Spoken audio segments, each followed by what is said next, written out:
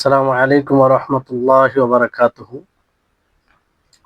ইন্নাল হামদালিল্লাহ নাহমাদুহু ওয়া নাস্তাঈনুহু ওয়া নাস্তাগফির ওয়া নাউযু বিল্লাহি মিন শুরুরি আনফুসিনা ওয়া সাইয়্যাতি আমালিনা। মান ইয়াহদিহিল্লাহু ফালা মুদিল্লা লাহু ওয়া মান ইউদ্লিলহু ফালা হাদিয়া লাহু ওয়া আশহাদু আন লা ইলাহা ইল্লাল্লাহু ওয়াহদাহু লা শারীকা লাহু ওয়া আশহাদু আন্না মুহাম্মাদান আবদুহু ওয়া রাসূলুহু। আম্মা বা'দ। রব্বি ইশরাহ লি সাদরি ওয়া ইয়াসসির লি আমরি ওয়াহলুল উকদাতাম মিন লিসানি ইয়াফকাহু কওলি। রব্বি জিদনি ইলমা। সম্মানিত আজকের ক্লাসে উপস্থিত সুপ্রিয় ভাই সকল ও সম্মানিত বোন, আল্লাহ তাবারক ওয়া তাআলার বিশেষ দয়া, তার তৌফিক, যার ফলে আজকের ক্লাসে আমরা সুস্থ অবস্থায় ক্লাসে অ্যাটেন্ড করেছি। তারপরে আমাদের সকলের প্রাণপ্রিয় নবী করিম মুহাম্মদ মুস্তাফা সাল্লাল্লাহু আলাইহি ওয়াসাল্লাম, ওনার উপর অসংখ্য শান্তির ধারা বর্ষিত হোক। আল্লাহুম্মা সাল্লি আলাইহি আল্লাহুম্মা বারিক আলাইহি। তো আজকে পড়েন, কেউ পড়েন, দ্রুত দ্রুত।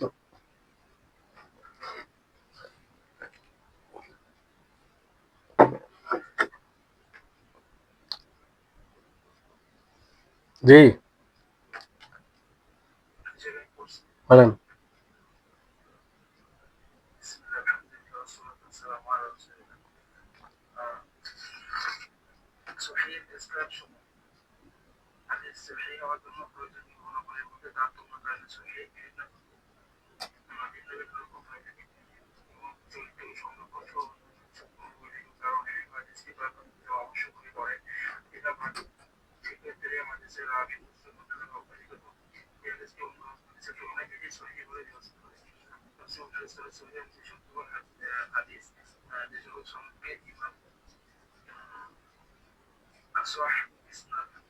হুম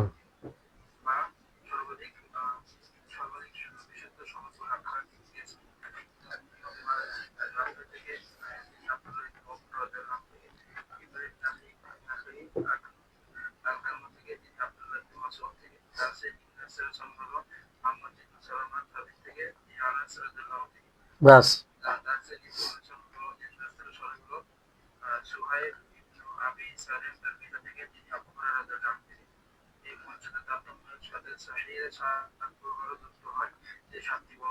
বাস, যথেষ্ট যথেষ্ট।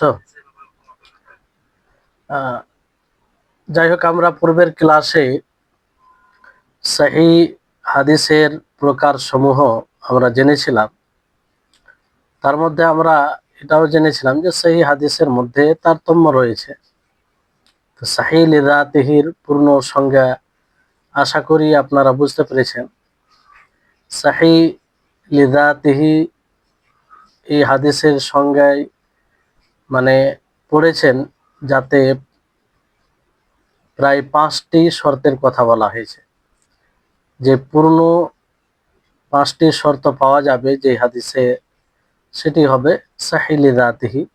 একটি হচ্ছে ইত্তিসালুস সানাদ, অবিচ্ছিন্ন সানাদ, চেন। আর দ্বিতীয় হচ্ছে আদালাতুর রাবি, রুয়াত মানে বর্ণনাকারীর সচরিত্র হওয়া, ভালো চরিত্র অধিকারী হওয়া। তৃতীয় হচ্ছে যাবতুর রুয়াত মানে পূর্ণ সংরক্ষণকারী বর্ণনাকারী হবে। চতুর্থ হচ্ছে আদমুল ইল্লাহ, যে কোনো প্রকারে ইল্লা, ছুপিত কোনো দোষ ত্রুটি থাকবে না। আর পঞ্চম হচ্ছে আদমু শুযুদ, মানে শুযুদ হবে না, তার থেকে যে প্রাধান্যপ্রাপ্ত রাবি হবে তার বিরোধিতা করবে না। তো এই হচ্ছে, এই ক্ষেত্রে উদাহরণ তো অনেক আছে। একটি আমরা বোঝার খাতিরে উদাহরণ, যেমন অনেক লেখকগণ দিয়েছেন যে ইমাম বুখারী রাহিমাহুল্লাহ তিনি সহিহ গ্রন্থে একটি হাদিস বর্ণনা করেন, হাদ্দাসানা আব্দুল্লাহ ইবনু ইউসুফা قال أخبرنا عن ابن شهاب عن محمد بن جبير ابن مطعم عن أبيه قال سمعت رسول الله صلى الله عليه وسلم قرأ في المغرب بالطور যে ইমাম বুখারী রাহিমাহুল্লাহ তিনি সহিহ গ্রন্থে বর্ণনা করেন যে আমাদেরকে আব্দুল্লাহ ইবনে ইউসুফ বলেন, আর তিনি বলেন যে তিনার থেকে তিনি মালিক থেকে বর্ণনা করেছেন। ইমাম মালিক ইবনে আব্দুল্লাহ ইবনে শিহাব থেকে বর্ণনা করেছে, ইবনে শিহাব থেকে বর্ণনা করেছেন। আর ইবনে শিহাব মুহাম্মদ ইবনে জুবাইর থেকে বর্ণনা করেছেন, আর তিনি তার পিতা হতে বর্ণনা করেছেন। তিনি বলেন যে আমি রাসূল সাল্লাল্লাহু আলাইহি সাল্লামকে মাগরিবের সালাতে তুর সূরা পড়তে শুনেছি। যে এই হাদিসটি সহিহ হাদিস, কারণ এতে যে 5টি শর্ত রয়েছে সহিহ লিযাতিহির, সেই 5টি শর্ত বিদ্যমান। এর সানাদ অবিচ্ছিন্ন, কোনো বিচ্ছিন্নতা নেই। যে যার কাছ থেকে রিওয়ায়াত করেছে পেয়েছেন, সে তার কাছ থেকেই বর্ণনা করেছেন, তার নাম নিয়েছেন, মধ্যে কোনো বিচ্ছিন্নতা নেই। তৃতীয় হচ্ছে যে এই চেনের সূত্রে যতগুলো বর্ণনাকারী রয়েছে সমস্ত বর্ণনাকারী আদিল, চরিত্রবান। যেমন আব্দুল্লাহ ইবনে ইউসুফ রয়েছেন, তিনি সিকা, মুতকিন। সিকা বলে নির্ভরযোগ্য, এটা একটা ভাষা, বারবার এই সিকা আসবে জারাহ তাদিলে যখন কথা হবে, তখন সিকা মুকরাবি, সিকা মানে নির্ভরযোগ্য, মুতকিন মানে স্মৃতি শক্তি সব দিক দিয়ে মজবুত। তারপর মালিক ইবনে আনাস, তেনাকে তো ইমাম হাফিজ বলা হয়। ইবনে শিহাব আজ-জুহরি, তিনি ফাকিহ হাফিজ, আর উনার মর্যাদা সম্পর্কে সকলে সম্মতি দিয়েছেন, তিনি মুতকিন ছিলেন। মুহাম্মদ ইবনে জুবাইর সিকা, জুবাইর ইবনে মুতঈম সাহাবী। আর এই হাদিসটির মধ্যে কোনো প্রকারের স্বাদ নেই, অর্থাৎ কেউ নিজের থেকে উঁচু স্তরের লোকের বিরোধিতা করেনি, আর না এতে কোনো গুপ্ত ছুপিত ইল্লাত রয়েছে। তো ফলে এই হাদিসটি সহিহ, মানে সমস্ত শর্ত এর মধ্যে বিদ্যমান। এই হচ্ছে বিষয়। তারপরে আমরা আসবো আজকে যে মূল পড়া। এখানে লেখক রহিমাহুল্লাহ তিনি বলেন যে মারাতিবুস সহিহ, সহিহ হাদিসের স্তরসমূহ। সহিহ হাদিস বলতে সবই যে একই ক্যাটাগরিতে হবে, একই স্তরে হবে তা নয়। সহিহ হাদিসের মধ্যে তাদের তারতম্য আছে, মানে সহিহ হাদিসের মধ্যে তারতম্য আছে। যেমন আমরা যদি বলি যে একটি ভ্যানে অথবা কোথায় ফল রাখা আছে, সমস্ত ফলই খাওয়ার উপযুক্ত, কিন্তু সমস্ত ফল যে একই ক্যাটাগরিতে হবে, একই কোয়ালিটির হবে তা নয়। তার মধ্যে কোনো ফল, তার মধ্যে কোনোটা হয়তো বেশি ভালো হবে, আর কোনোটা তার চাইতে ভালো হবে, কিন্তু সবই ফল খাওয়ার উপযুক্ত। অনুরূপভাবে সহিহ হাদিস যদিও হয়, সব সহিহ হাদিস আমলযোগ্য এবং হুজ্জাত, দলিল, সেটা আবশ্যিকভাবে দলিল হিসাবে গ্রহণ করতে হবে, কিন্তু সবগুলো হাদিস একই তারতম্যে নয়। তাই হচ্ছে বিষয়। তো এখানে বলা হচ্ছে তাখতালিফু মারাতিবুস সাহিহি বিসাবাবি তাফাউতিল আওসাফিল মুক্তাজিয়াতি লিসসিহা, যে বিশুদ্ধ যেসব গুণে, যেসব গুণে, বৈশিষ্ট্যে সহিহ হাদিস হয়, বিশুদ্ধ হাদিস হয়, তাতে তারতম্য হওয়ার কারণে বিশুদ্ধ হাদিসের স্তর ভিন্নতা, বিশুদ্ধ হাদিসের স্তরে ভিন্নতা আসে। মানে যেসব কারণে সহিহ হাদিস হয়, সেই কারণগুলিতে তারতম্য হওয়ার ফলে সহিহ হাদিসের স্তরে ভিন্নতা আসে।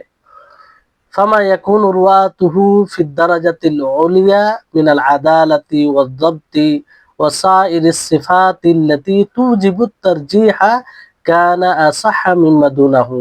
যেমন আপনার উঁচু স্তরে যদি কোনো রাবী হয়, বর্ণনাকারী হয়, আদালত পরিপূর্ণ, চরিত্রবান হয়, পরিপূর্ণ সংরক্ষণকারী হয়, তামুজ্জব্ত হয়, আর যতগুলো সিফাত রয়েছে, বৈশিষ্ট্য রয়েছে, সবগুলো পাওয়া যায়, তো সে প্রাধান্যতা পাবে তার নিম্নে যে আছে তার তুলনায়। এই জন্য সহিহ হাদিসের মার্তাবা, তার স্তর রয়েছে। তো এখানে সর্ব উঁচু স্তরের সহিহ কিংবা উঁচু স্তরের, যার উপরে কিছু ওলামাগণ বলেছেন কিন্তু এই ক্ষেত্রে একটি বিষয় মনে রাখতে হবে যে নিশ্চিতভাবে এটা বলা ঠিক হবে না, নিশ্চিতভাবে বলা ঠিক হবে না। এই কারণে যে আহ, কারণ সহির স্তর ভিন্নতা ভিন্নতা আছে, আর সেটা সহির যে শর্তগুলো রয়েছে সেই শর্তগুলোতে যেমন হয় তেমন ভাবে তার উপরে হুকুম লাগানো হয়। এই জন্য পুরোপুরি মোতলাক ভাবে কোনো সানাদকে, কোনো হাদিসকে আহ, নির্ধারিত করে সহি বলে দেওয়া যে এটা সবচেয়ে সহি, সবচেয়ে উত্তম, এটা বলা সম্ভব নয়। তারপরও ওলামা গণ, এটা মুহাদ্দিসিন গণ এটা নকল করেছেন যে ওনাদের যাচাই বাছাই অনুযায়ী আহ, সর্ব উঁচু স্তরের সানাদ, সর্ব উঁচু স্তরের সানাদ, যে কিছু কারণ ছিল যে কারণে তারা সেটা প্রাধান্য দিয়েছেন। তো তার মধ্যে কিছু সানাদ বর্ণনা করেন মুহাদ্দিসিনগণ, এটা সহজ করেছেন যে তাদের আহ, বাহাস কিংবা তাহকিক অনুযায়ী এগুলো সর্ব উঁচু সানাদ, এটা সানাদের বিষয়। কিন্তু এখানে যেমন সর্বোচ্চ সানাদের ব্যাপারে বলা হয় যে সানাদটি মালিক মালিক বর্ণনা করেন নাফে থেকে, নাফে বর্ণনা করেন আব্দুল্লাহ ইবনে ওমর থেকে। তো এটা হচ্ছে সর্বোচ্চ সানাদ, কারণ ইমাম মালিক তিনি হাফিজ মুতকিন, তিনি নির্ভরযোগ্য, এতে কোনো সন্দেহ নেই। নাফে তিনিও একজন মানে নির্ভরযোগ্য। আব্দুল্লাহ ইবনে ওমর তিনি তো সাহাবী। তো এই জন্য এটাকে উঁচু কোয়ালিটির সানাদ মনে করা হয়, মুহাদ্দিসিনগণ বলেন। তারপরে আরেকটি রয়েছে ইব্রাহিম আন আলকামা আন ইবনে মাসউদ। ইব্রাহিম তিনিও মানে সবই শর্ত ওনার মধ্যে রয়েছে। আদিল তামুর জাবত বলেন, আদিল বলেন। হ্যাঁ, তারপরে কোন প্রকারের স্বাদ ওনার এই সানাদে নেই। ইব্রাহিম উনি আলকামা থেকে বর্ণনা করেন, আলকামা আব্দুল ইবনে মাসউদ রাদিয়াল্লাহু তাআলা আনহু থেকে।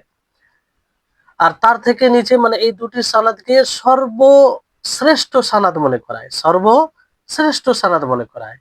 আর তার নিচে হাম্মাদ বিন সালামা আন সাবিত আন আনাস, হাম্মাদ বিন সালামা আন সাবিত আন সানাদ, আন সাবিত আন আনাস, এটাকে তারপরের মানে স্তরে রাখা হয়েছে। তারপরে মানে তার থেকে একটু নিচে আহ, সুহাইল ইবনে আবি সালেহ, তিনি তার পিতা হতে, আর উনি আবু হুরায়রা রাদিয়াল্লাহু তাআলা আনহু হতে। তো এগুলো সানাদের ব্যাপারে বলা হয় কিংবা বলেছেন মুহাদ্দিসিনগণ যে এগুলো হচ্ছে সর্বশ্রেষ্ঠ সানাদ। এর মধ্যে সর্বপ্রথম যেটা হলো মালিক আন নাফে আন ইবনে ওমর, মালিক আন নাফে আন ইবনে ওমর, ইব্রাহিম আন আলকাবা আন ইবনে মাসউদ। তার থেকে নিচে হাম্মাদ বিন সালামা আন সাবিত আন আনাস। তার থেকে নিচে সুহাইল বিন আবি সালেহ আন আবি হুরায়রা। মাত্র তিনজন মানে বর্ণ, তিনটি স্তর, যে মালিক থেকে নাফে, নাফে থেকে আব্দুল্লাহ ইবনে ওমর। এই হচ্ছে বিষয়। তাহলে আশা করি এই বিষয়টি স্পষ্ট। এবার বলা হচ্ছে যে ওয়াইল তাহিকু বিহাদা তাফাদুলি তাকসিমুস সাহিহি ইলা সাবআতি আকসাম ওয়াহিয়া। আর এর সাথে যুক্ত করা হয় এই তাফাজুল, মানে এক অপরের প্রতি যে অগ্রাধিকার পায় সহির, মানে এই দিক দিয়ে যুক্ত করা হয়। সহিকে বিভক্ত করা হয়, তাকসিম করা হয় 7 প্রকারে। কত প্রকারে? 7 প্রকারে। এলা সাবআতি আকসাম, 7 প্রকারে। আর সেই 7 প্রকার কি? ওয়াহিয়া, সেই 7 প্রকার হচ্ছে, প্রথম হচ্ছে মাত্তাফাকা আলাইহি শাইখান আল বুখারী ওয়া মুসলিম, যার উপরে শেখ, মানে দুইজন শেখ, শেখ ইমাম বুখারী রাহিমাহুল্লাহ ও ইমাম মুসলিম রাহিমাহুল্লাহ নিজের সহিহ গ্রন্থে নিয়ে এসেছেন। এটা উঁচু কোয়ালিটির হাদিস। কারণ ইমাম বুখারী ও ইমাম মুসলিম উভয়ের নিজের গ্রন্থে, সহিহ গ্রন্থে হাদিস নিয়ে আসা, ওনাদের যেহেতু শর্ত সবচেয়ে বেশি কঠিন, সেই শর্তে সকলে হাদিস একত্রিত সহজে করতে পারে না, খুব সতর্কতার সাথে। এই জন্য তো ওনাদের বইয়ে গ্রন্থে যেগুলো হাদিস আছে সেগুলো সব বিশুদ্ধ হাদিস। তো এই জন্য যে হাদিস দুই গ্রন্থেই হবে সে হাদিস তার কোয়ালিটি কিংবা তার বিশুদ্ধতা বেশি হবে, সে উঁচু স্তরের হবে, সে উঁচু স্তরের হবে। এটা একটা বিষয়। কারণ ইমাম বুখারী ও ইমাম মুসলিম পরবর্তীতে আসবে হালকা, যে তিনাদের শর্ত খুব কঠিন, খুব কঠিন শর্ত। তারপরে তারপরে যে হাদিসের স্তর আসে সেটি হচ্ছে যেই হাদিসকে শুধুমাত্র ইমাম বুখারী রাহিমাহুল্লাহ তিনি তার গ্রন্থে নিয়ে এসেছেন। শুধু ইমাম বুখারী, ইমাম মুসলিম আনেনি, শুধু ইমাম বুখারী রাহিমাহুল্লাহ তিনি তার গ্রন্থে নিয়ে এসেছেন। তারপরে এটা স্তর, ইমাম বুখারী রাহিমাহুল্লাহ তিনি তার সহিহ গ্রন্থে বর্ণনা করেছেন। তারপরে স্তর হচ্ছে মান ফারাদা বিহি মুসলিমুন, যে যে হাদিসকে শুধুমাত্র ইমাম মুসলিম রাহিমাহুল্লাহ, ইমাম বুখারী নয়, শুধুমাত্র ইমাম মুসলিম রাহিমাহুল্লাহ তিনি হাদিসকে আহ বর্ণনা করেছেন নিজের সহিহ গ্রন্থে। তারপরে স্তর হচ্ছে যে যে হাদিসকে না ইমাম বুখারী রাহিমাহুল্লাহ বর্ণনা করেছেন নিজের সহিহ গ্রন্থে, না ইমাম মুসলিম রাহিমাহুল্লাহ, মা কানা আলা শারতিহিমা ওয়ালাম ইখরিজাহু, যে হাদিসটি সেই ইমাম বুখারী ও ইমাম মুসলিম রাহিমাহুমুল্লাহ আর শর্তের উপরে হবে। অর্থাৎ তিনারা যে শর্ত বেঁধেছেন, মানে যে শর্তের ভিত্তিতে হাদিস একত্রিত করেছেন, সেই শর্ত অনুযায়ী সেই শর্তর সমর্থনে কোনো যদি হাদিস আসে, তাহলে সেই হাদিসের স্তর এরপরে পূর্বে যেগুলো বলা হয়েছে সেগুলোর পরে হবে। অথচ উনারা নিজের গ্রন্থে নিয়ে আসেনি, নিজের গ্রন্থে নিয়ে আসেনি। এটা চতুর্থ স্তর। পঞ্চম প্রকার অথবা স্তর বলতে পারেন যে মা কানা আলা শারতিল বুখারী, যে শুধুমাত্র ইমাম বুখারী রাহিমাহুল্লাহর শর্তের উপরে কোনো হাদিস যদি হয়, কিন্তু ইমাম বুখারী রাহিমাহুল্লাহ বর্ণনা করেন, বর্ণনা করলে এটা দ্বিতীয় প্রকারে চলে আসবে, তৃতীয় স্তরে চলে আসবে। বর্ণনা তিনি নিজের গ্রন্থে নিয়ে আসেনি, কিন্তু হাদিস ইমাম বুখারী রাহিমাহুল্লাহ যে শর্তের ভিত্তিতে হাদিসকে একত্রিত করেছেন সেই শর্তের মধ্যে চলে আসে।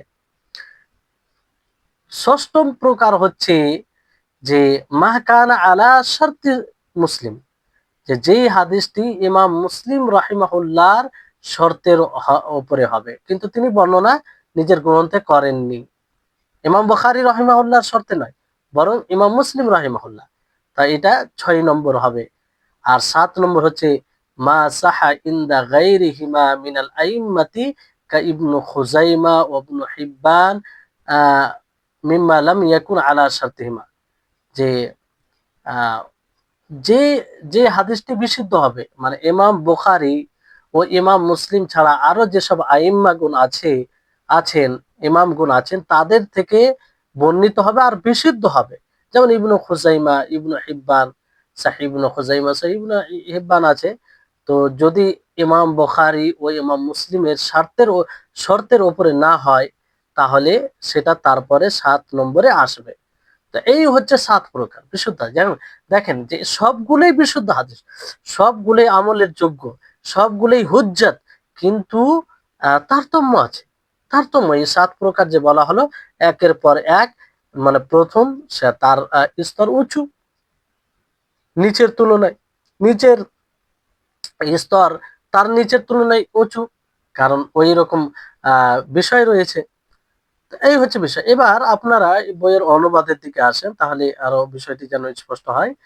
যে এখানে বলা হচ্ছে হাদিস সহি হওয়ার জন্য প্রয়োজনীয় গুণাবলীর তারতম্যের কারণে সহি সহি হাদিসের স্তর ভিন্ন ভিন্ন রকম হয়ে থাকে।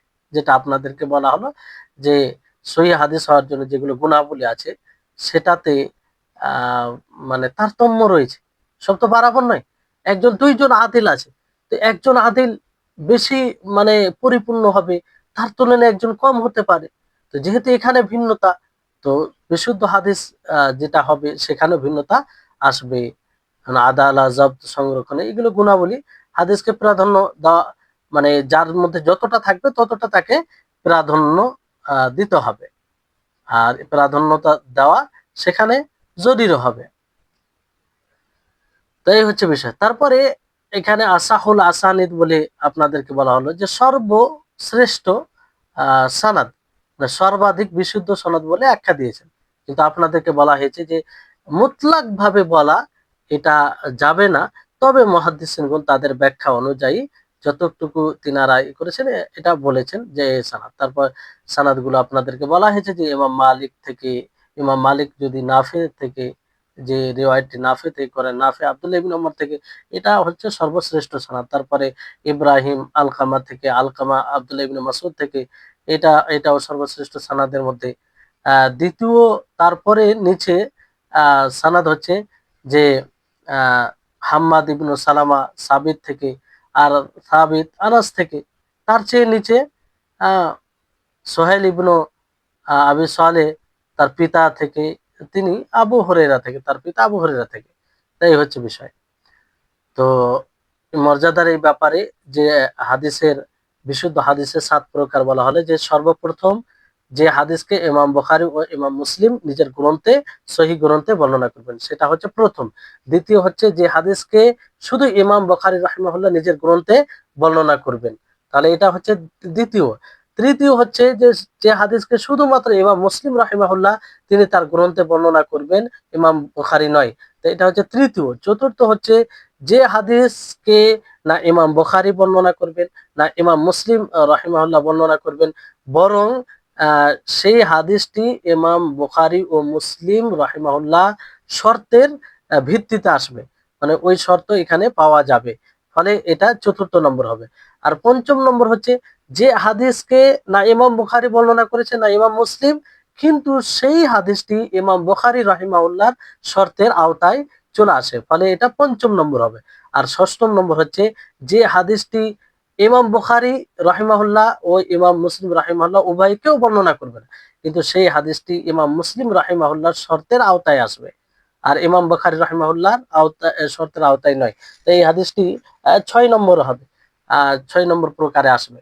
আর 7 নম্বর হচ্ছে যা, যেটা না ইমাম বুখারী মুসলিম রিওয়ায়াত করবেন, না দুইজনের মধ্যে একাকী কেউ রিওয়ায়াত করবেন, না দুইজনের শেখের কোন শর্তের ভিত্তিতে আসবে, আহ অন্য ইমামগণের নিকট থেকে আসবে, আর সেটা বিশুদ্ধ হবে, তাহলে সেটা তারপরে আহ আসবে। তাই হচ্ছে বিষয়।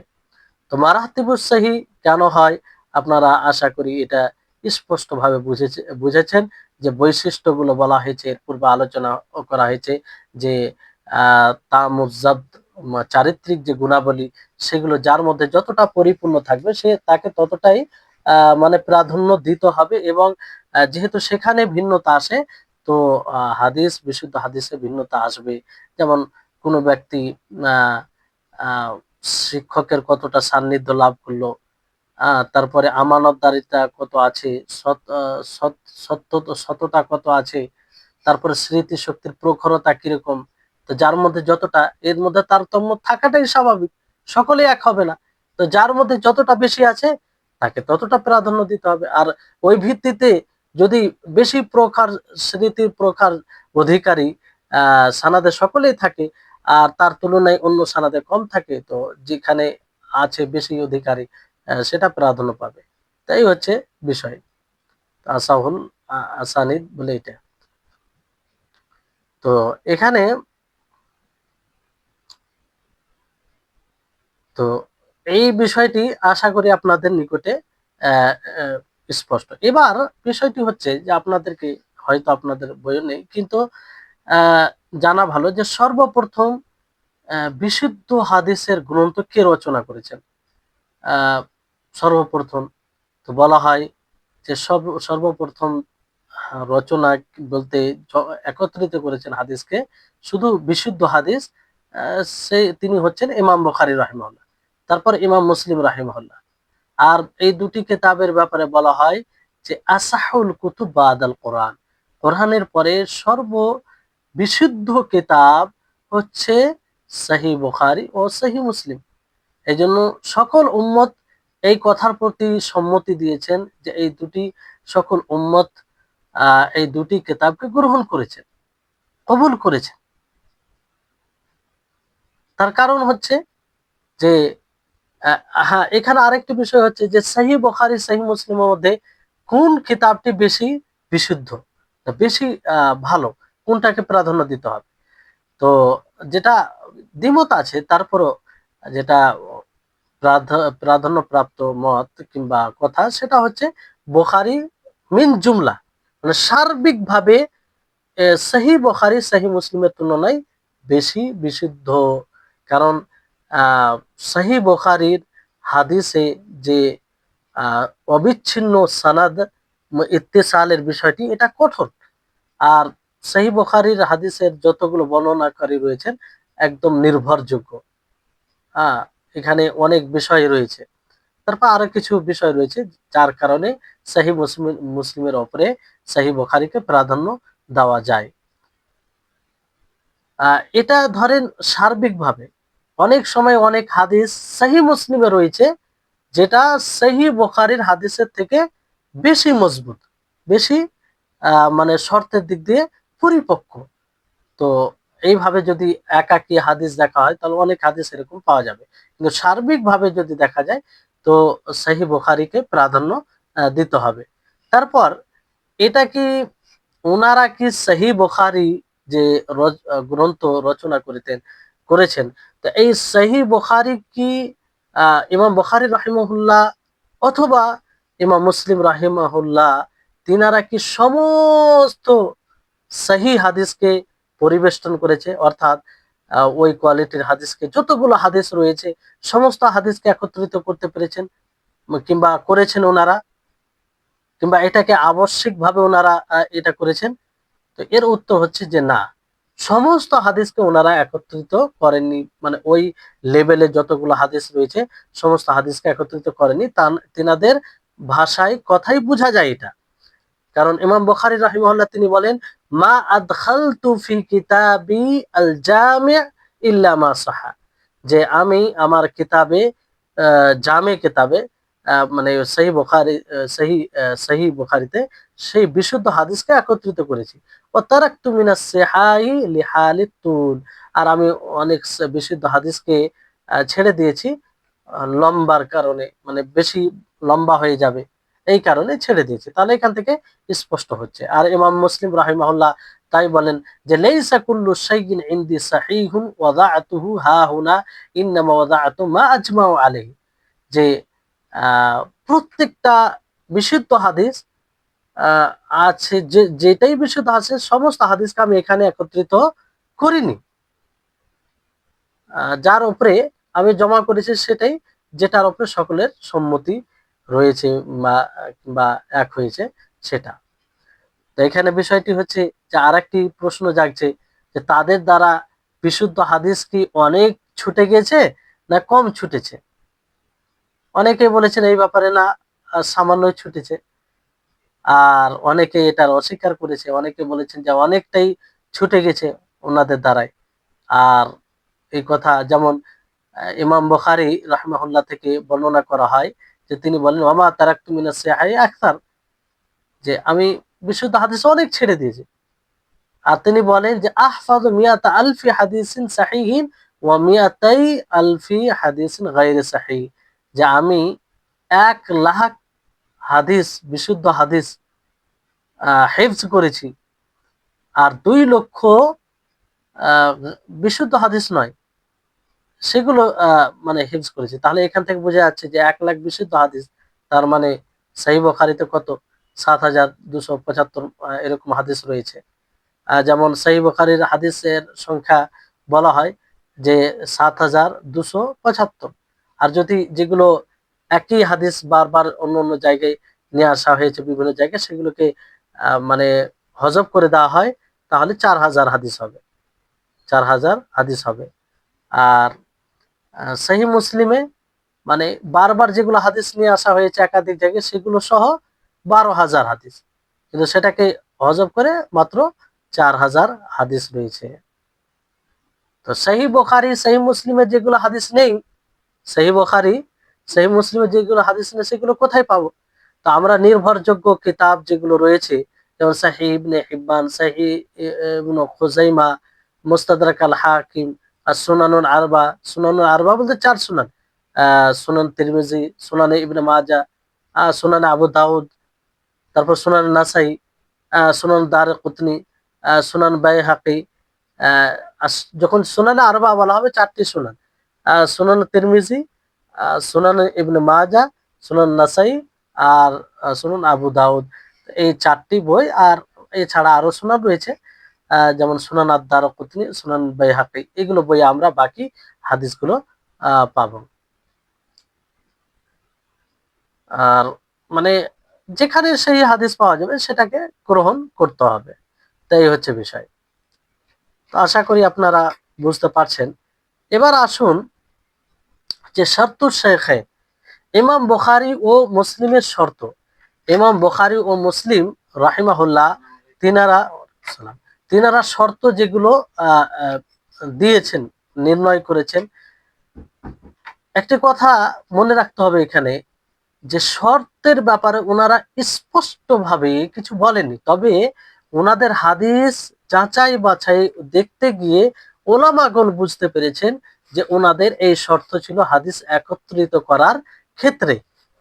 তো এই ব্যাপারে লেখক রাহিমাহুল্লাহ বলছেন যে লাম ইউনকাল আনি শাইখাইনি আল বুখারী ওয়া মুসলিম শারতুন শারাতাহু ওয়া আয়্যানাহু ওয়া ইন্নামা তাতাব্বা আল উলামা ওয়াল বাহিসুন আন আসালিবহা ওয়া তারিকাতিহিমা হাত্তা তাহসুলা লাহুম মিম্মা যান্নুহু শুরুতান লাহুমা ফালিদা ইখতালাফু ফিহি।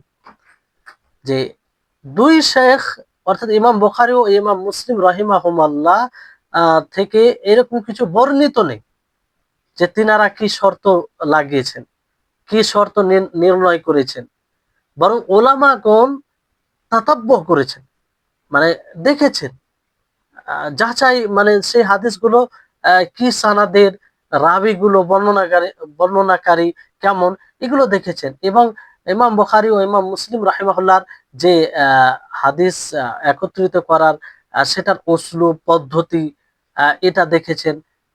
সেটা দেখে তারা মানে অনুভব করেছে, কিংবা একটা তাদের ধারণা হয়েছে যে এনাদের এই শর্তে। এই জন্য ইমাম বুখারী ও ইমাম মুসলিম রাহিমাহুল্লাহ তিনারা কি শর্ত লাগিয়েছেন, কি শর্তে নিজের সহিহ গ্রন্থে হাদিস একত্রিত করেছেন, এই ব্যাপারে দ্বিমত আছে, ওলামাদের মধ্যে মত রয়েছে, ভিন্ন ভিন্ন মত রয়েছে। এই কারণে, কারণ তিনারা যদি স্পষ্ট করতেন কোনো বিশেষ স্বতন্ত্র ভাবে, তাহলে এই ভিন্নতা আসতো না।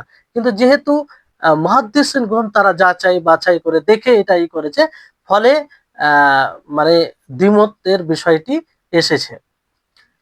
তো এখানে বিষয়টি হচ্ছে যে এখানে আহ, তিনি লেখক মানে বইয়ে রয়েছে যে ওয়ানাযকুরু হুনা মা ক্বালাহু নাওয়ী ওয়ারতাযাহুল হাফিজ ফি নুখবাতি ওয়া হুয়া, যে আমরা এখানে বর্ণনা করব যা ইমাম নবী রাহিমাহুল্লাহ বলেছেন, আর হাফিজ ইবনু হাজার রাহিমাহুল্লাহ তিনি এর প্রতি সন্তুষ্ট হয়েছেন, মানে এটা সমর্থন করেছেন নুখবাতে, মানে ওনার বই নুখবাতুল ফিকর যেটা রয়েছে।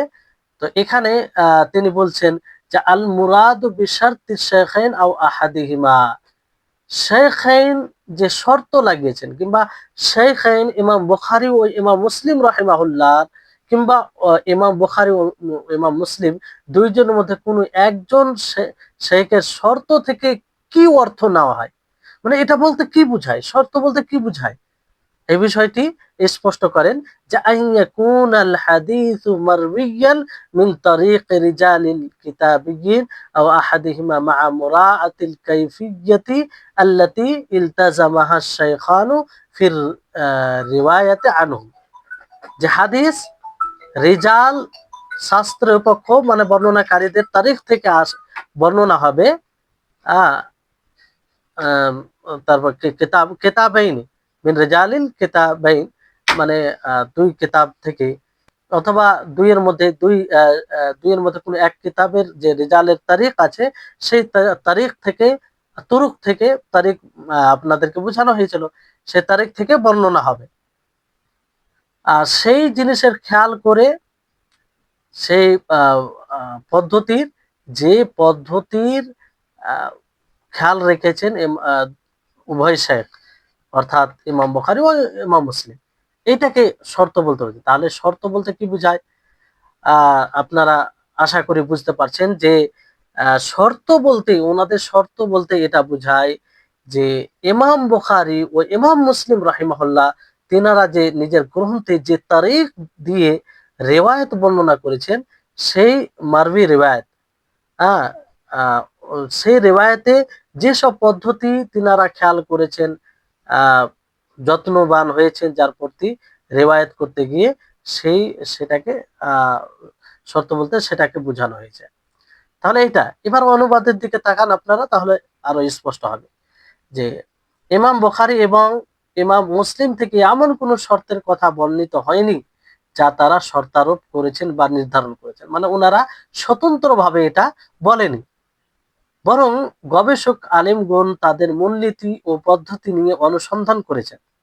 যারা গবেষক রয়েছেন, এ বিষয়ে পারদর্শী যারা রয়েছেন, তারা তাদের মূলনীতি পদ্ধতি নিয়ে গবেষণা অনুসন্ধান করেছেন যে কি কি এই কিসের ভিত্তিতে তিনারা হাদিসে একত্রিত করেছেন।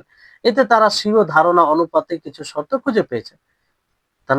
তিনাদের অভিজ্ঞতা অনুযায়ী নিশ্চিতভাবে কিছু শর্ত পেয়েছেন সেখানে, যার কারণে শর্তগুলো ব্যাপারে গবেষকদের মতের ভিন্নতা রয়েছে, যেটা আপনাদেরকে বলা হলো যে এই কারণে ভিন্নতা। কারণ তেনারা যদি নিজে থেকে ব্যক্ত করতেন আলাদাভাবে স্বতন্ত্রভাবে, তাহলে এই ভিন্নতা থাকতো না, যেহেতু সকলেই যারাই যারাই দেখেছেন গবেষণা করেছেন, তো গবেষণায় তারতম্য থাকবে, এটাই স্বাভাবিক। আমরা এখানে সে মতটি উল্লেখ করব ইমাম নববী যা বলেছেন, এবং হাফিজ ইবনে হাজার আসকালানী রাহিমাহুল্লাহ নুখবাতুল ফিকারে যে মতের প্রতি সম্মতি জ্ঞাপন করেছেন। মানে ইমাম নববী রাহিমাহুল্লাহ তিনি বলেন, আর এটা সমর্থন করেছেন হাফিজ ইবনে হাজার তার নুখবাতুল ফিকর, আপনাদেরকে বলা হয়েছিল তিনার বইয়ের নাম শুরুতে। ইমাম বুখারী ও মুসলিম অথবা তাদের কোনো একজনের শর্ত বলতে বোঝায় কোনো হাদিস উক্ত দুই কিতাবের অথবা কোনো এক কিতাবের রাবীদের সনদে বর্ণিত হওয়া, পাশাপাশি তাদের থেকে বর্ণনার ক্ষেত্রে ইমাম বুখারী ও মুসলিম যে সকল পদ্ধতিকে আবশ্যকীয় রূপে গ্রহণ করেছেন তার প্রতি যথাযথ লক্ষ্য রাখা। জি, যে কোনো হাদিস উক্ত কিতাবের অথবা কোনো এক কিতাবের বর্ণিত হওয়া, তার সাথে সাথে যে বর্ণনার ক্ষেত্রে ইমাম বুখারী ও ইমাম মুসলিম যে পদ্ধতিকে আবশ্যকীয়ভাবে, মানে সব জায়গায় ওটা খেয়াল রেখেছেন, তার প্রতি যত্নবান ছিলেন, সেটাকে মানে সেটাকেই লক্ষ্য করা শর্ত বলে।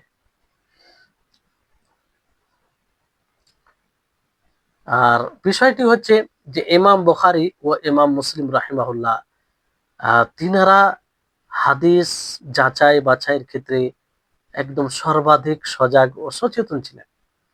হাদিস গ্রহণ বর্জনের ক্ষেত্রে তাদের শর্ত ছিল সবচেয়ে নির্ভরযোগ্য, যার কারণে তাদের পুরো কিতাবে আপনি জাল হাদিস, জয়ীফ, দুর্বল হাদিস পাবেন না। আর এই জন্য উম্মত তাকে বিশুদ্ধ হাদিস গ্রন্থ হিসাবে কবুল করেছেন। আর সেই হাদিসগুলো ব্যাখ্যা করতে, মানে যাচাই বাছাই করতে গিয়ে, গবেষণা করতে গিয়ে সেটাকে তারা দেখেছেন যে এটা অকাট্যভাবে নিঃসন্দেহে এটা সহিহ হাদিস। তো এখানে যদি প্রশ্ন জাগে, তারা এটা স্বাভাবিক যে সেই হাদিসের গবেষণা করতে গিয়ে দেখা যাচ্ছে যে সমস্ত হাদিসেই উন্নত মানের বিশুদ্ধ হাদিস, তো তারা এমন কি শর্ত লাগিয়েছেন যার ফলে তাদের বইয়ে কোনো জয়ীফ হাদিস, কোনো দুর্বল হাদিস, কোনো মওযু হাদিস, কোনো আর এরকম হাদিস জায়গায় পেল না। তো কি এমন শর্ত লাগিয়েছে? তো কি কি শর্তের কারণে এটা, কারণ এটা জানতে গেলে অনেক লাভ আছে, কারণ ওই শর্তের ভিত্তিতে আরো কোনো যদি হাদিস পাই, তাহলে ওই ক্যাটাগরির হবে। আহ মানে স্তর যদিও তার সমতুল্য না হয়, কিন্তু তারপরে পরে তার স্থান আসবে, তারপরে পরে তার স্থান আসবে। এটাই স্বাভাবিক, এটাই স্বাভাবিক। এই জন্য মুহাদ্দিসিনগণ এটা মানে দেখেন যে তারা কিতাব সংকলন যখন করেন তখন কি কি নিয়মকে আহ খেয়াল করেছেন, আর এ থেকে কি কি শর্ত বের করা যায়, তাই হচ্ছে বিষয়। এবার আসুন, যেহেতু আপনারা সাহিহ লিযাতিহির ব্যাপারে পরিপূর্ণভাবে আপনারা আলোচনা শুনলেন, সাহিহ লিযাতি কাকে বলে এটা জানলেন, তার শর্তের ব্যাপারে বিস্তারিতভাবে জানলেন, এবং সহিহ এতে হাদিস কি কি রয়েছে এগুলো জানলেন। তারপর সহিহ হাদিসের সাথে সহিহ এর সাথে সম্পৃক্ত আরো কিছু বিষয় আছে যেগুলো আপনাদের এখানে মানে বলাটা হয়তো ভারী হয়ে যাবে। সেগুলো আর বলছি না। তো এই হচ্ছে বিষয়। তারপরে আসুন যে হাসান লিদাতি, হাসান লিদাতিহি,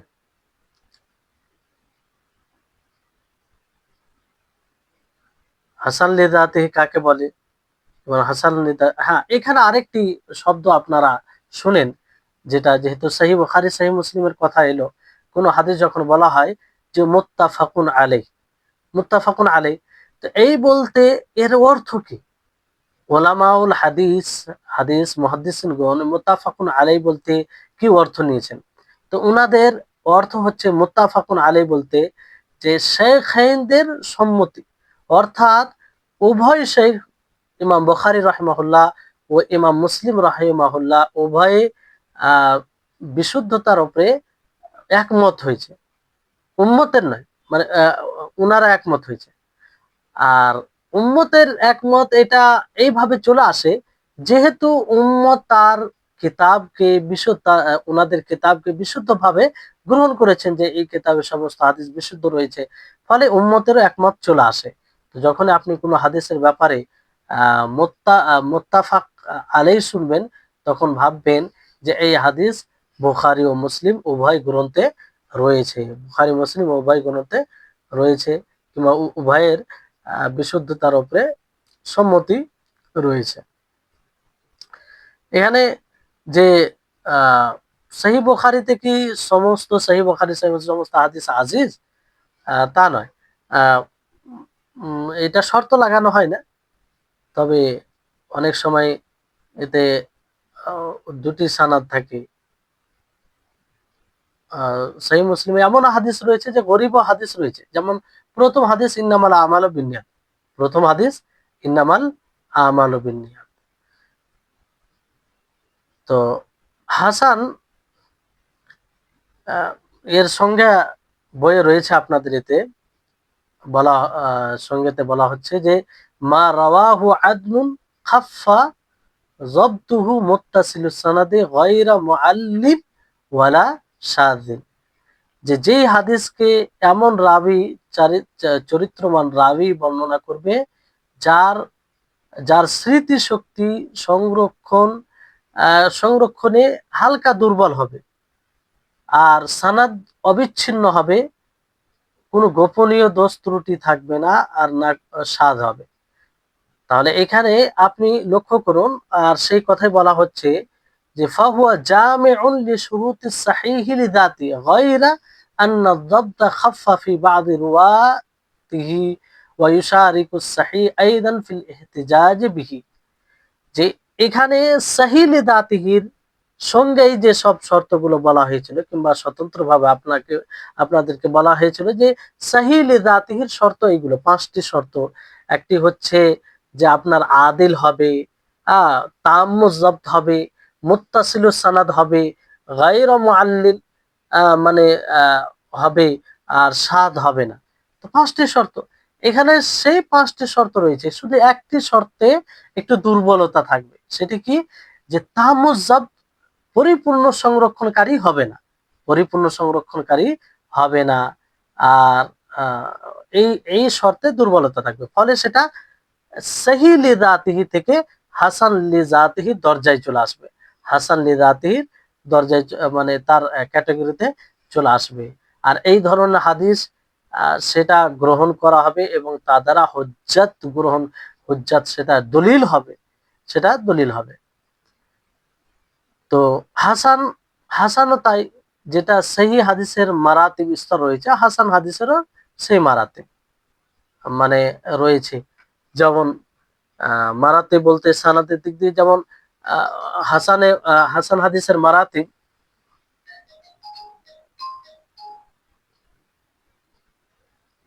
হাসান হাদিসের মারাতিব আপনার যেমন বলা হয়েছে যে হাদিস বাহজুবনে হাকিম আন আবিহি আন জাদ্দিহি, এটা উঁচু স্তর, উঁচু স্তরের এই হাদিস যদি হয়, তাহলে হাসান লিযাতিহির উঁচু স্তর। অনুরূপভাবে তারপরে দ্বিতীয় স্তরে ওয়া হাদিস আমর ইবনে শুআইব আন আবিহি আন জাদ্দিহি, আমর ইবনে শুআইব তার পিতা হতে, আর তার পিতা তার দাদা হতে। তো এটা হচ্ছে তারপরে স্তর। তো এই হচ্ছে হাসান লিজাতি। তাহলে হাসান লিজাতিহি মানে ভালোভাবে সংক্ষিপ্ত ভাবে আপনারা মনে রাখেন যে সহি লিজাতিহি সেটাই মানে সংজ্ঞা, শুধু একটাতে দুর্বলতা থাকবে, সেটা কি, যে পরিপূর্ণ সংরক্ষণকারী হবে না, সংরক্ষণে দুর্বলতা থাকবে, সংরক্ষণে স্মৃতিশক্তিতে দুর্বলতা থাকবে। এই জন্য সে হাসান লিজাতি হয়। যদি এটাও ঠিক থাকতো তাহলে সেটা সহি লিজাতি হতো, সহি লিজাতি হতো। তাহলে হাসান লিজাতির সংজ্ঞা কঠিন নয়, সহজ। তা আপনারা এইভাবে মনে রাখতে পারেন, যেটা এতে দিয়েছে আপনাদের অনুবাদে দেখেন যে হাসান লিজাতি এমন হাদিস যা বর্ণনা করবে এমন চরিত্রবান রাবী সংরক্ষণের ক্ষেত্রে যিনি দুর্বল। কিন্তু সহি লিজাতিহিতে এটা নাই, সহি লিজাতিহি পরিপূর্ণ সংরক্ষণকারী। আর এখানে কি পার্থক্য হচ্ছে, যে সংরক্ষণের ক্ষেত্রে যে দুর্বল হবে, কি হবে, দুর্বল হবে। আর বাকি সবগুলো বৈশিষ্ট্য আছে, যেগুলো বৈশিষ্ট্য হাসান লিজাতিহি সহি লিজাতিহিতে রয়েছে। সেই সাথে হাদিসটি অবিচ্ছিন্ন সনদে বর্ণিত হবে, তাতে গোপন দোষ ত্রুটি থাকবে না এবং বিরল হবে না, বিরল হবে না, মানে স্বাদ হবে না, যেটা ব্যাখ্যা করা হয়েছে। সুতরাং দেখা যাচ্ছে হাসান লিজাতিহির মাঝে সহি লিজাতিহির সকল শর্ত পাওয়া যাচ্ছে, সকল শর্ত। শুধু তার কোন রাবির সংরক্ষণে দুর্বলতা থাকবে, বা সেটাই, বাকি সবগুলো আছে। আর দলিল হিসেবে উপস্থাপনার ক্ষেত্রে সেটা সহি লিজাতিহির সমপর্যায়ের বলে বিবেচিত হবে। দলিল হিসাবে সহি লিজাতিহি যেমন দলিল, অনুরূপ ভাবে হাসান লিজাতিহি দলিল, মানে তার থেকে নিচে হওয়ার কারণে সেটা দলিল নয় এরকম বিষয় নয়। তারপরে সহি এর মতো হাসান হাদিসের বিভিন্ন স্তর রয়েছে, যেটা বলা হলো। হাফিজ জাহাবি বলেন হাসান হাদিসের সর্বোচ্চ স্তরের সনদ হলো বাহজ ইবনে হাকিম তার পিতা থেকে, তিনি তার দাদা থেকে। আর দ্বিতীয় স্তরে হচ্ছে আমার আমর বিন শুআইব তার পিতা থেকে, তিনি তার দাদা থেকে। এই দুই সনদে বর্ণিত হাদিস। তাহলে এটা মানে সহিহ হাদিসের, হাসান লিজাতি হাদিসের স্তর, বিভিন্ন স্তর রয়েছে, তার দুটি উদাহরণ। তো হাসান লিজাতিহি, আশা করি আপনারা এর হুকুম বুঝতে পারলেন, যে ঠিক মানে সহি লিজাতিহি মতোই শক্তিশালী, সহি লিজাতিহির মতোই শক্তিশালী। এবার আসুন যে এখানে হাসান লিজাতিহি, হাসান লিজাতিহির আরো সংজ্ঞা মুহাদ্দিসিন কেরাম দিয়েছেন। তো আপনারা এটাই মনে রাখেন, তো ইনশাআল্লাহ সহজ হবে, এতে ভালো হবে। আরো বিভিন্ন সংজ্ঞা দিলে এর উদাহরণ হিসাবে অনেক রয়েছে। যেমন একটি উদাহরণ রয়েছে, ইমাম তিরমিজি রাহিমাহুল্লাহ তিনি বলেন যে হাদাসানা কুতাইবা হাদাসানা জাফর ইবনে সুলাইমান আদ-দুবাই আন আবি ইমরান আল-জুয়াইনি আন আবি বকর বিন আবি মুসা আল-আশারি। তিনি বলেন সামিআতু আবি বিহাদরাতিল আদুবি ইয়াকুল ক্বালা রাসূলুল্লাহ সাল্লাল্লাহু আলাইহি ওয়াসাল্লাম ইন্না আবওয়াবাল জান্নাতি তাহতা জিলালিস সুয়ুব। এই হাদিসটি হাসান লিজাতি কেন? এই জন্য যে এই হাদিসের সানাদে যতগুলো রেজাল আছে, বর্ণনাকারী রয়েছে, সকলেই নির্ভরযোগ্য। কিন্তু জাফর ইবনে সুলাইমান আদ-দুবাই তিনি মানে স্মৃতি শক্তিতে একটু দুর্বল, এটি কি, দুর্বল। এই জন্য এই হাদিসটি হাসান লিজাতিহিতে পরিণত হয়েছে। যদি সেখানে ঠিক থাকতো তাহলে সহি লিজাতি হতো, সহি লিজাতিহি হতো।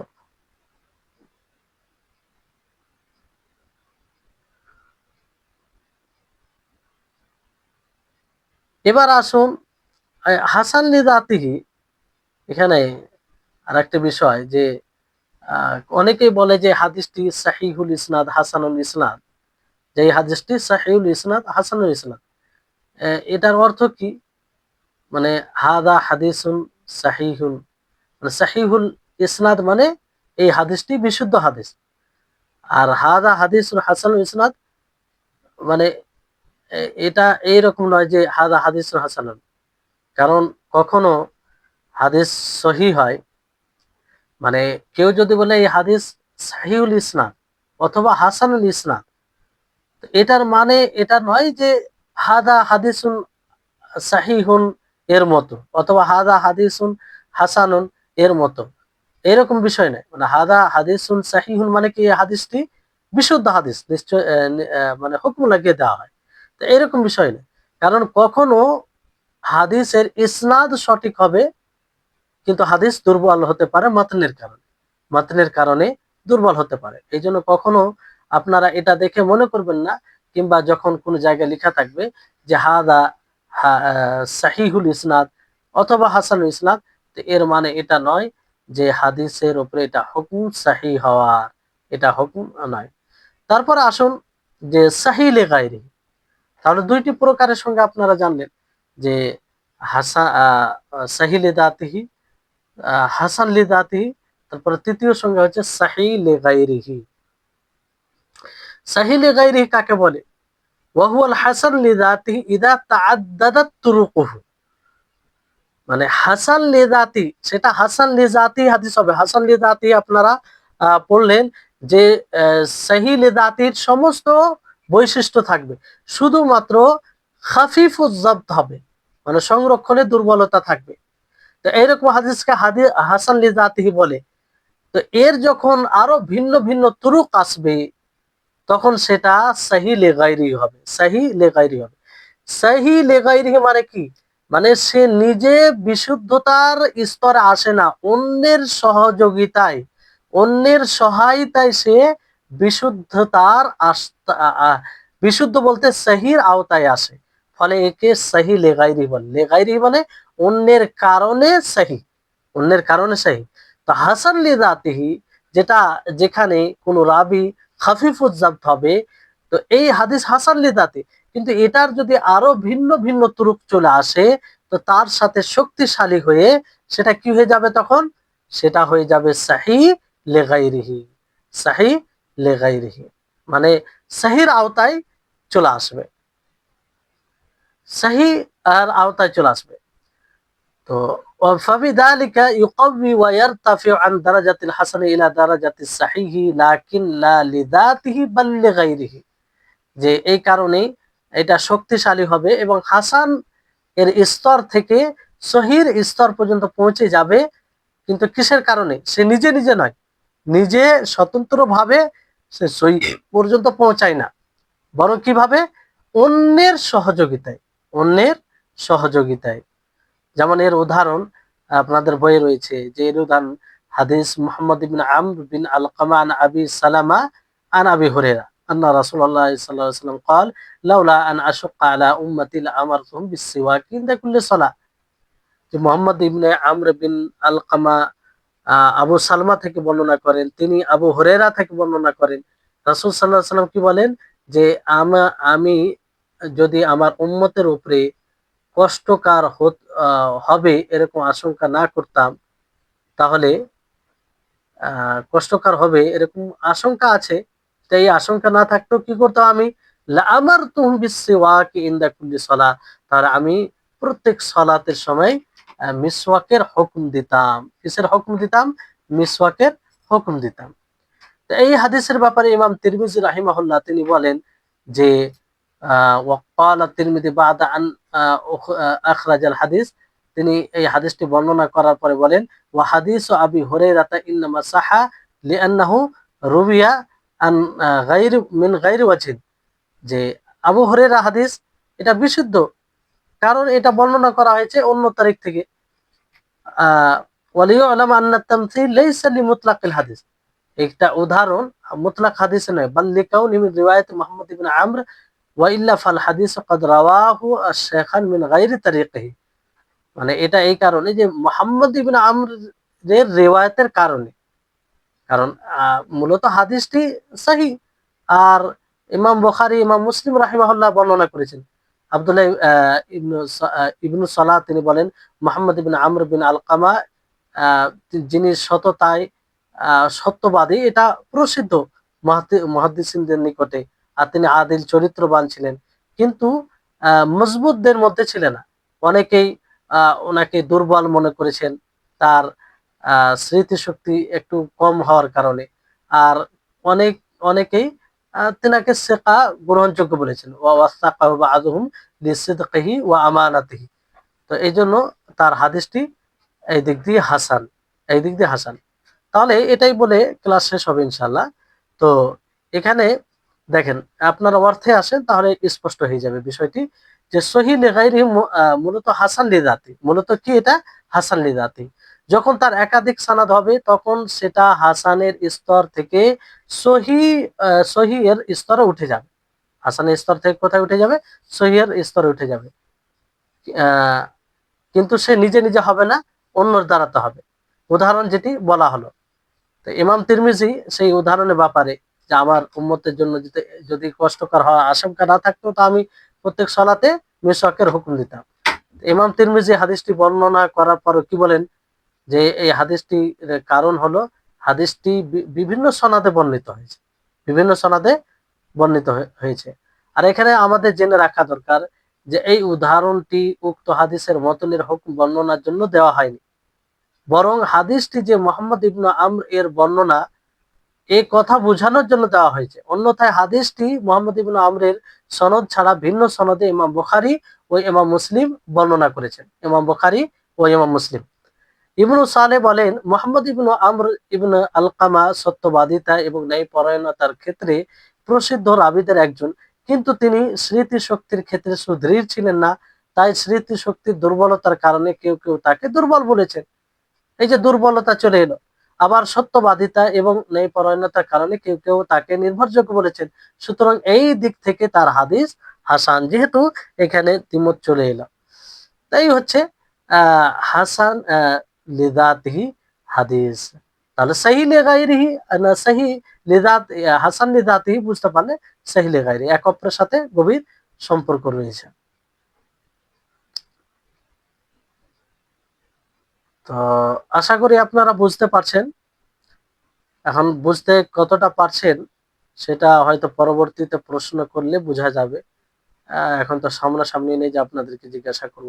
তো যাই হোক, আহ, বিষয় হচ্ছে এটা। তাহলে হাসান লিযাতিহি পর্যন্ত আমরা সহিহ লিগাইরিহি পর্যন্ত পড়লাম।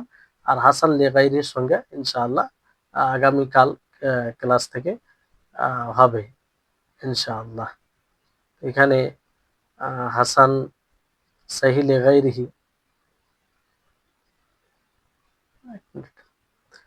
তারপরে আপনাদেরকে একটু বলে দিই যে হাসান হাদিস কোন কোন কিতাবে বেশি পাওয়া যায়। তো স্বতন্ত্রভাবে হাসান হাদিসের কোনো কিতাব খাস নেই, তবে আহ, উম, কিছু বইয়ে পাওয়া যায়, যেমন তিরমিজিতে, সুনান তিরমিজিতে, সুনান আবু দাউদে, সুনান দারকুতনিতে, এগুলোতে হাসান হাদিস অধিক আকারে পাওয়া যায়, অধিক আকারে পাওয়া যায়। তো আজকের মতো শেষ এখান থেকে। আল্লাহ তাবারক ওয়া তাআলার নিকটে দোয়া করি আল্লাহ যেন আমাদের সকলকে এসব বিষয়কে বুঝার তৌফিক দান করেন, আমাদের ইলমে বারাকা দান করেন, আমাদের ইলমে বৃদ্ধি দান করেন। আর সর্বোপরি আমাদের সকলকে যেন আল্লাহ তাআলা ইলমে নাফে দান করেন, যে ইলম দ্বারা আমরা ইহকাল ও পরকালে সফলতা লাভ করতে পারি। ওয়া আখির দাওয়ানা আনিল হামদুলিল্লাহি রাব্বিল আলামিন। আসসালামু আলাইকুম ওয়া রাহমাতুল্লাহি ওয়া বারাকাতুহু।